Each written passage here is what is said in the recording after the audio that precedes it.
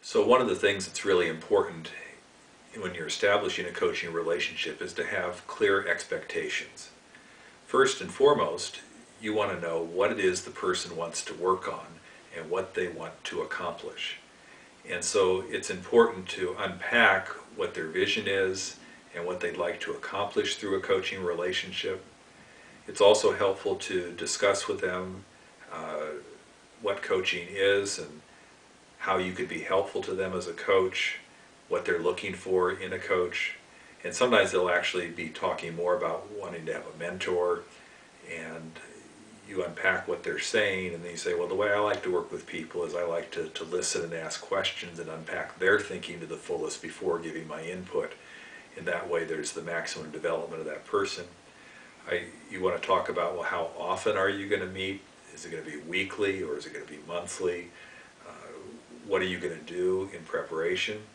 And I ask for people to sign up for the My Coach log, respond to the invitation, do the prep questions in advance.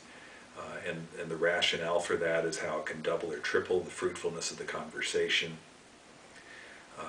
To have clear understandings about all facets of it is very, very important. And you could even write a formal agreement in that way, or you could do a follow-up email that says, here's what we agreed to do.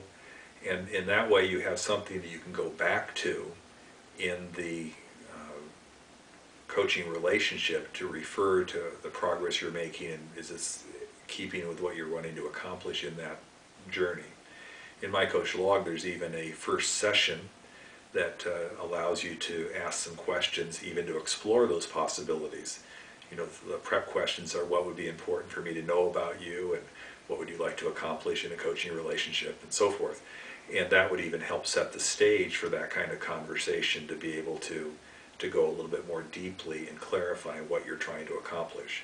So having that agreement or covenant or understanding is very important in getting a coaching relationship off to a good start.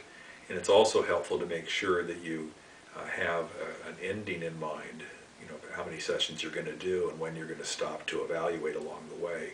And that way you can have a start and a conclusion to the coaching, which you then may choose to renew for another term, but it also gives a gracious out for both you as well as the person being coached in case it's not going exactly the way you'd like to have it be going.